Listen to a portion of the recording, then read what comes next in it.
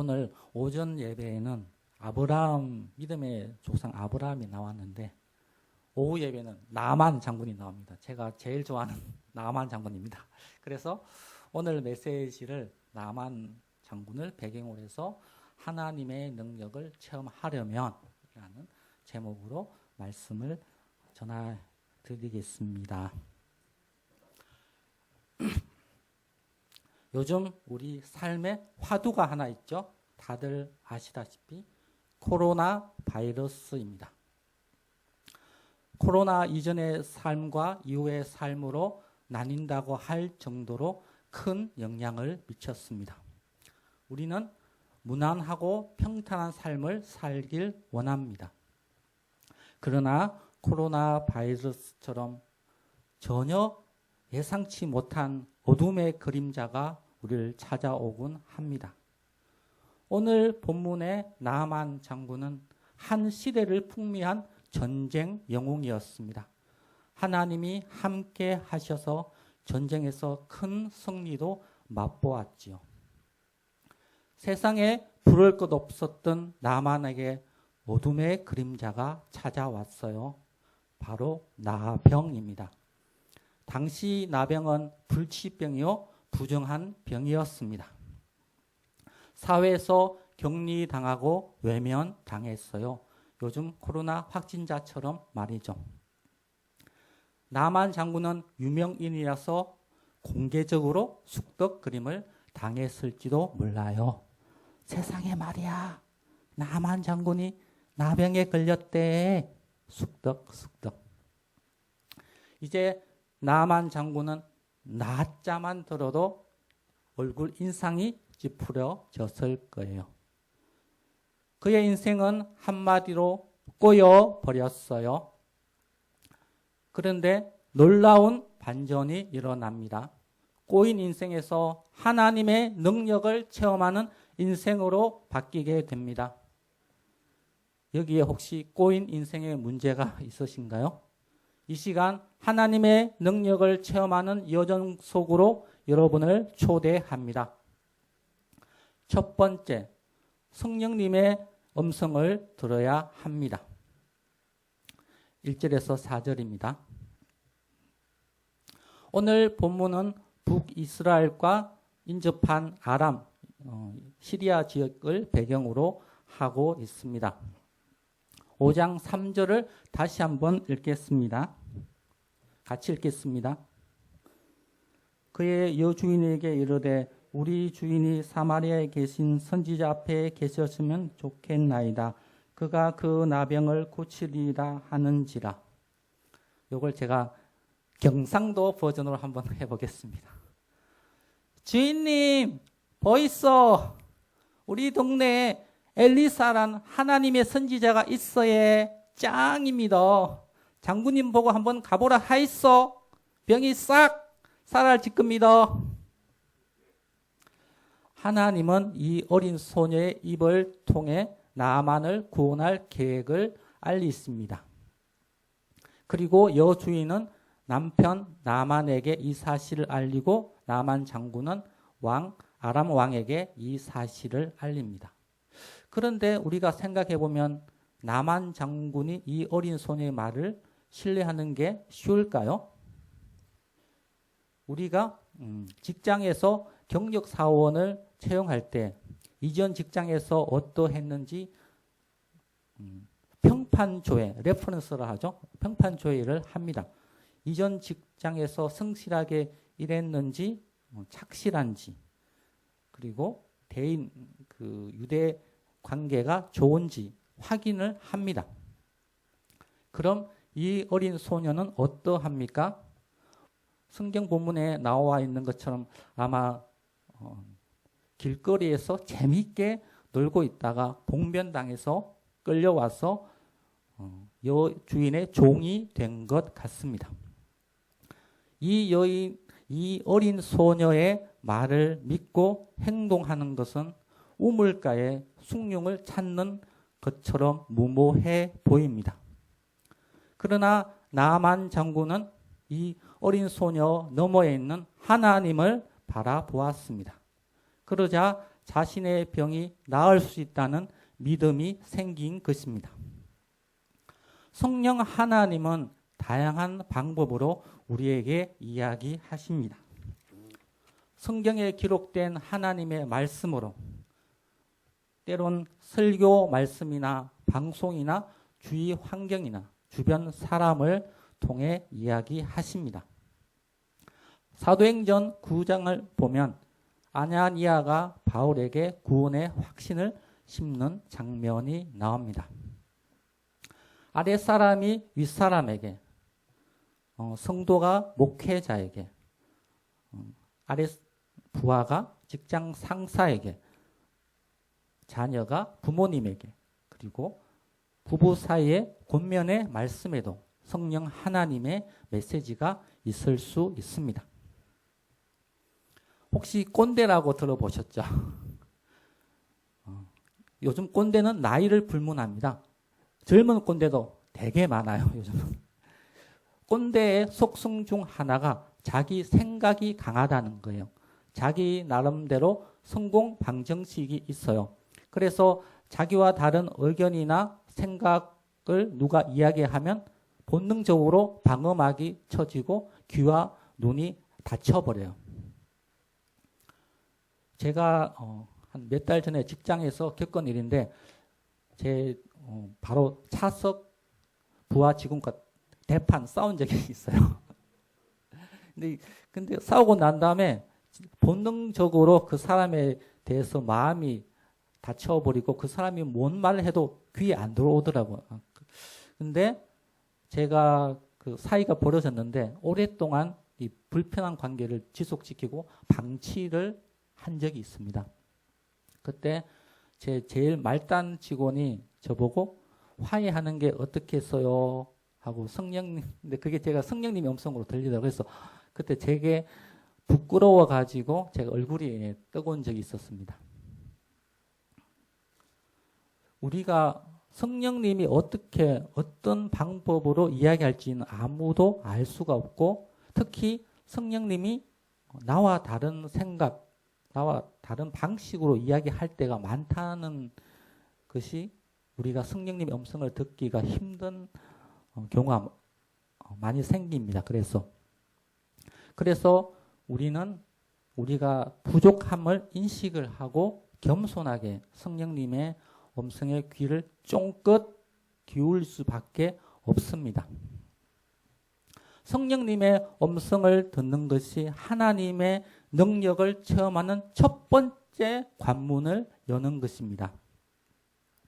요즘 코로나 바이러스가 왜 우리에게 찾아왔는지 신학적으로 많은 다양한 의견이 있습니다. 그런데 확실한 것은 성령 하나님이 코로나 바이러스를 우리에게 허용을 하셨고 그게 우리 삶을 바꾸어 놓았다는 것입니다.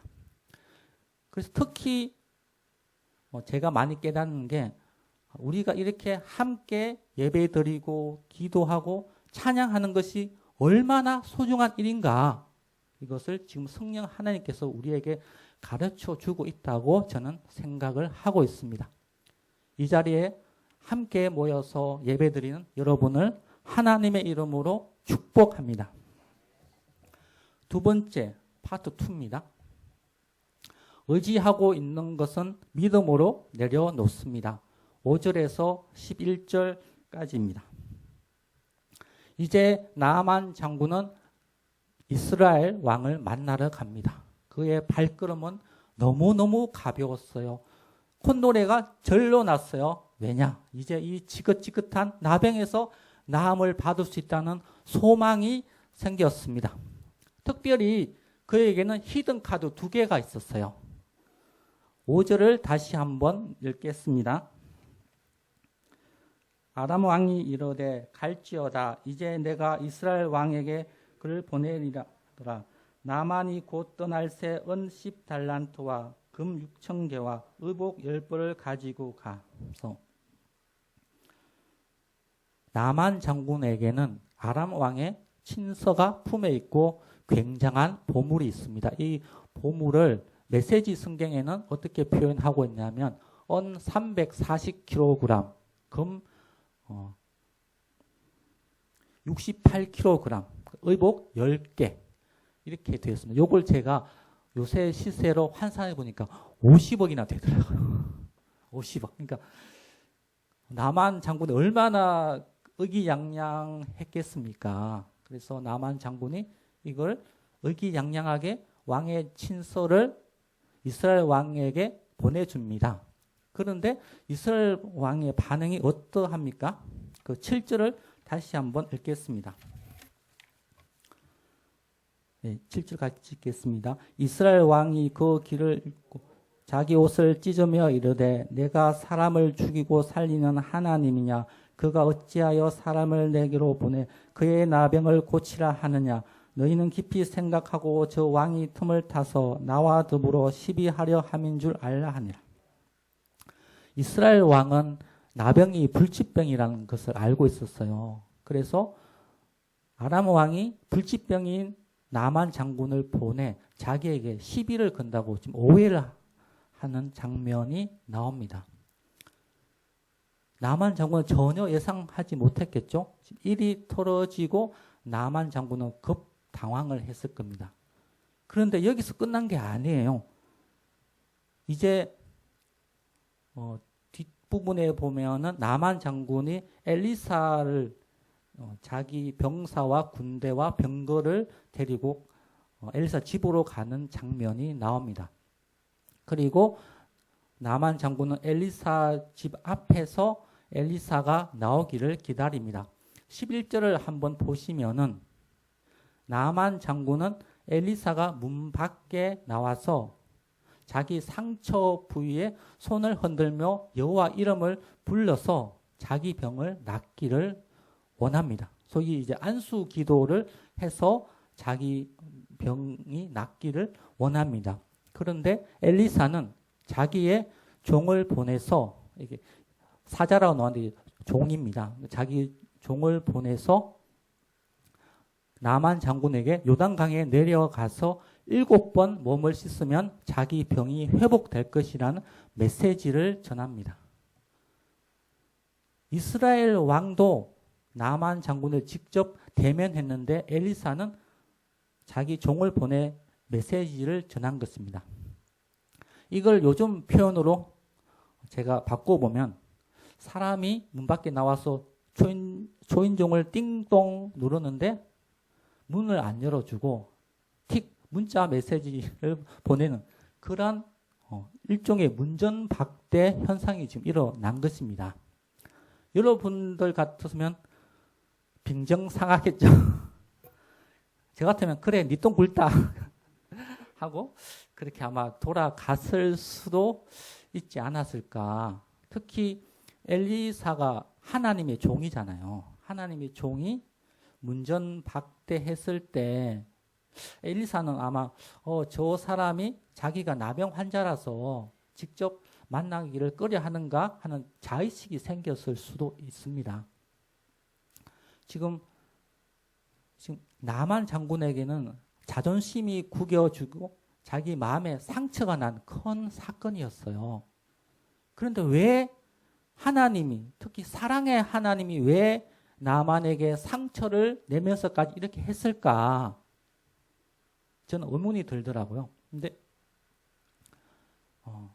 나만 장군이 믿음으로 출발한 건 진짜 대단한 일입니다.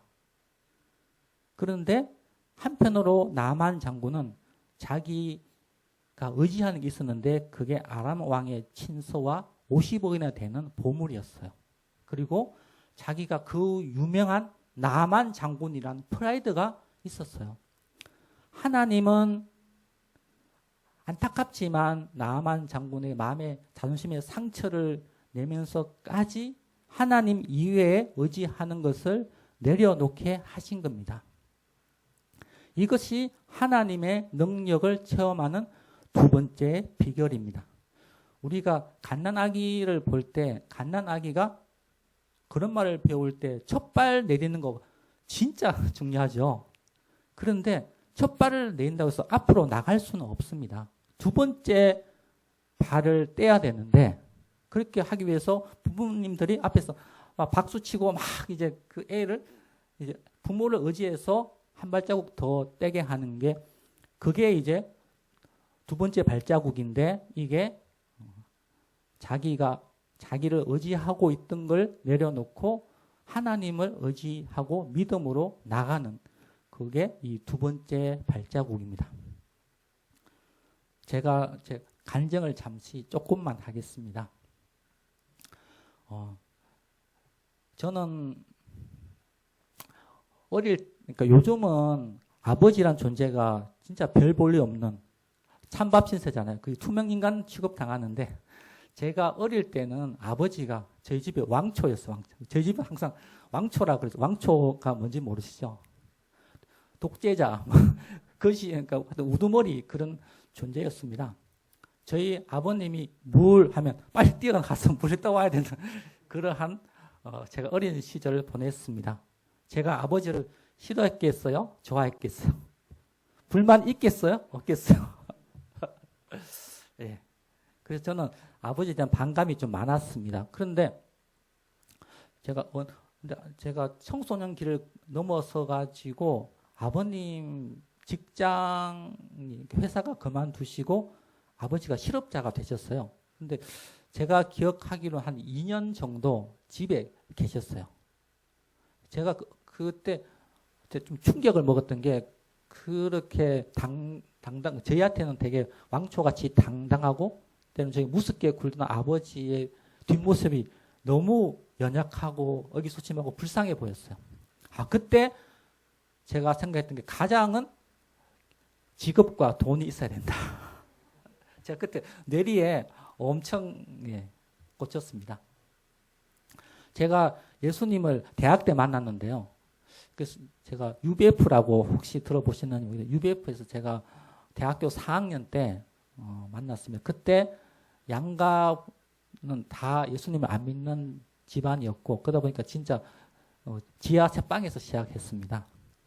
근데 그때 모든 걸 포기했다고 생각했지만 제 머릿속에는 어릴 때 그 받았던 세상을 살려면 특히 남자가 가정을 꾸리려면 직업과 돈이 있어야 된다라는 게 되게 각인이 시켜가지고 제가 알게 모르게 그쪽에 많이 신경을 썼는데 제가 나이가 한 40쯤 넘어가지고 갑자기 이제 회사를 옮겨야 되는 그런 상황과 또 부동산에 돈을 투자했는데 거액을 투자했는데 손실이 났었어요. 그래서 그때 진짜 눈물 엄청 흘렸어요.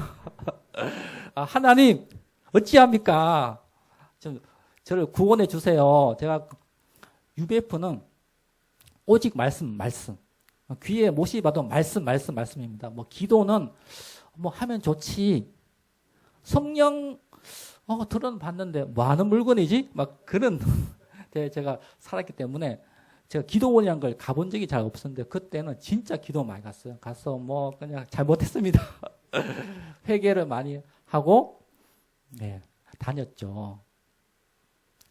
뭐 제가 여러 때도 많이 좀 안 좋은 데도 약간 좀 그런 데 다녔지만 어쨌든 제가 근데 그때 성령님 그리고 기도에 대해서 많이 눈이 열렸습니다. 그리고 제가 그 한 40대 후반에 이제 서울 생활을 청산하고 대전으로 하나님께서 직장을 열어 주셔가지고 그쪽으로 이제 가게 됐습니다.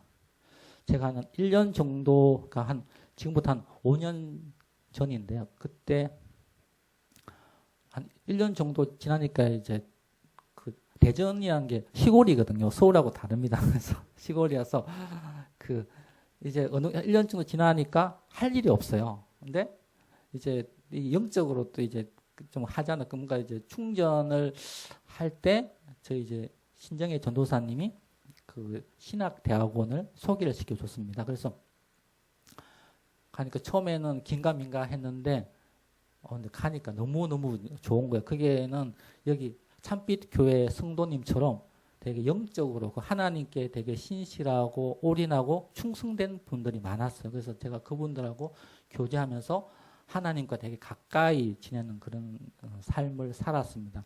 그리고 이 신학이라는 게 저는 옛날에는 신학에 대해서 약간 안 좋은 편견이 있었는데 너무너무 재미있는 거예요. 이게 그러니까 세상의 학문이 아니라 이제 하나님에 대해서 배워간다는 게 이렇게 재미있는구나라는 걸 때 처음 알고 제가 공부도 무지무지 열심히 했습니다.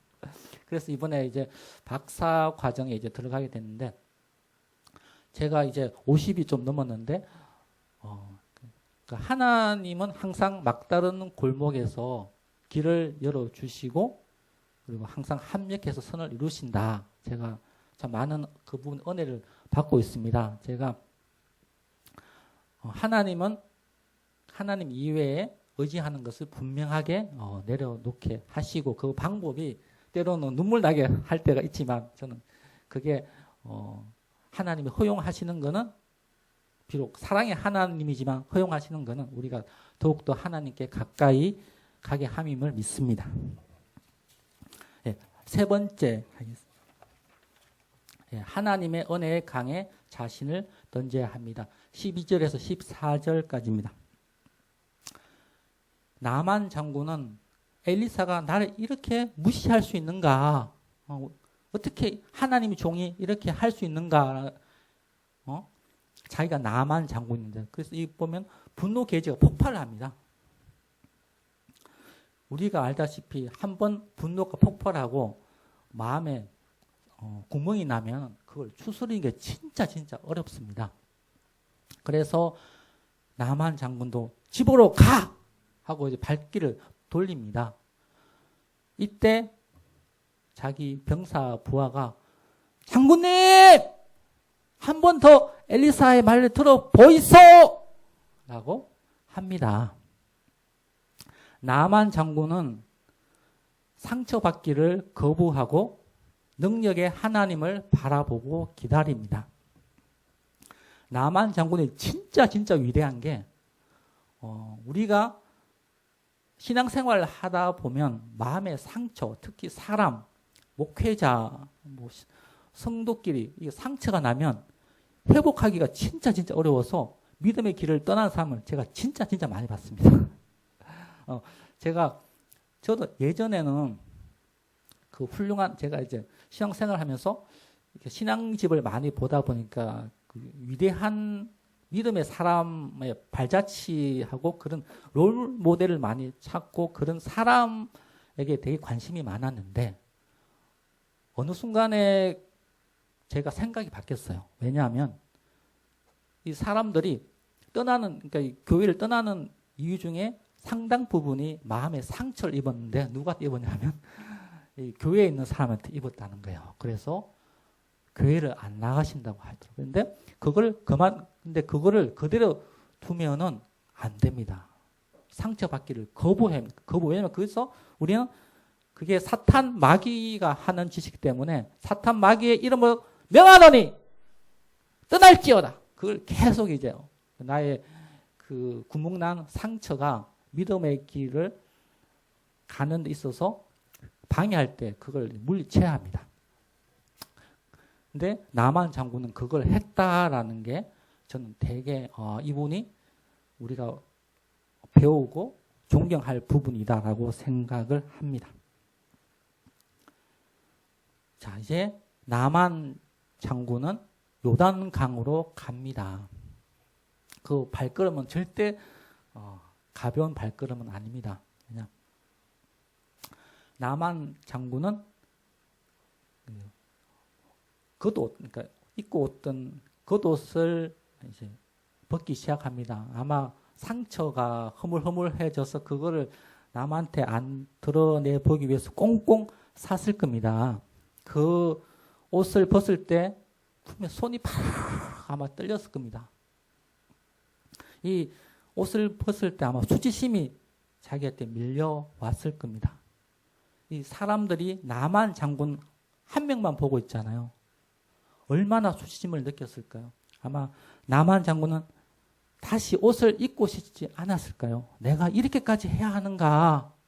차라리 그냥 하나님 은혜 안 받고 말지라고 수백 번 생각했을 겁니다. 그리고 이게 7번이나 몸을 담궈야 하는데 한 번 담글 때 몸에 변화가 있으면 담글만 하죠. 근데 6번까지 이게 변화가 없는 거예요.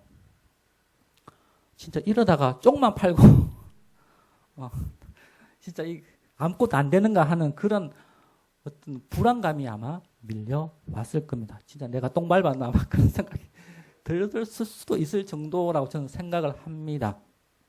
우리가 알다시피 7이라는 거는 성경에서는 완전수를 의미합니다.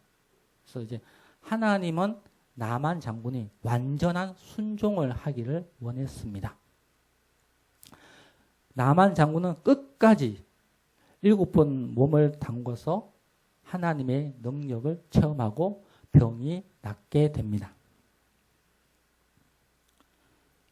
우리 요즘 이제 사순절이라서 예수님에 대해서 생각을 많이 합니다. 예수님이 십자가에서 달리실 때 그 극심한 고통은 이루 말할 수가 없었겠지요. 근데 더 참기 어려운 게 정신적인 고통입니다. 예수님은 하나님이시잖아요. 전지전능한 하나님이신데 인간의 몸으로 오셨는데 거기에서 더 나아가 이 십자가에 달릴 때 빨가벗고 달렸잖아요. 많은 사람 앞에서 그 느꼈던 수치심, 부끄러움이 상상을 하면 너무너무 눈물이 날 정도죠. 그걸 그죠? 하나님이신데 어떻게 인간에게 저런 수치를 당했을까? 그러나 하나님은 우리의 죄를 담당하기 위해서, 죄에서 구원하기 위해서 그 수치를 참으시고 끝까지 순종함으로 사탄 마귀의 권세를 물리치고 승리자가 되신 것입니다.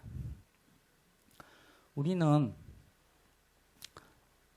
내가 이제 허물이나 약점이 드러나면 그걸 감추고 싶죠. 그게 드러나면 쥐 구멍에라도 들어가고 싶어 합니다. 그래서 오늘 나만 장군처럼 그냥 자기 문제는 그 약점이나 상처는 다 감춰진 채로 하나님의 종, 목회자님이 와서 안수 기도해서 자기 문제가 낫기를 진짜 많이 바래요. 다들 그러시겠죠. 그런데 하나님은 물론 그렇게 하실 수도 있는데 때로는 자기 허물이나 약점이 드러나고 난 다음에 그걸 믿음으로 극복하고 이기고 끝까지 순종하기를 원할 때가 있어요. 우리가 병이 났을 때 약만 먹고 나을 수도 있지만 때로는 외과 수술을 해서 나아야 되는 것처럼 그걸 원하실 때도 있습니다. 제가 인생에 진짜 약점이 하나 있는데 말을 잘 못해요. 이게 말이 어눌해서 제 인생 문제에서 항상 제 마음이 가난하고 하나님을 찾을 수밖에 없는 존재였어 제가. 그래서 진짜 그 기회가 있을 때마다 예수님! 제가 말을 유창하게 술술 잘잘 술술 잘잘 해달라고 제가 얼마나 제가 기도를 하고 나사렛 예수 그리스도 이름으로 명하노니 유창하게 될지라 수도 없이 제가 이 말을 했습니다. 근데 이게 제가 하나님을 더 의지하고 하나님이 누구신가 더 찾게 되는 그러한 기회가 되었습니다. 제 소원이 있다면 임준수 목사님처럼 위대한 하나님의 종이 되는 겁니다. 네, 이제 말씀을 마치겠습니다. 우리가 하나님의 능력을 체험을 해도 좋지만 뭐 안 해도 상관없지 않을까라고 생각을 많이 하죠. 뭐 저도 그럴 때가 많았었는데 근데 하나님의 능력을 체험하는 것은 선택이 아니라 필수입니다. 우리가 흔히 기독교는 체험의 종교라고 합니다.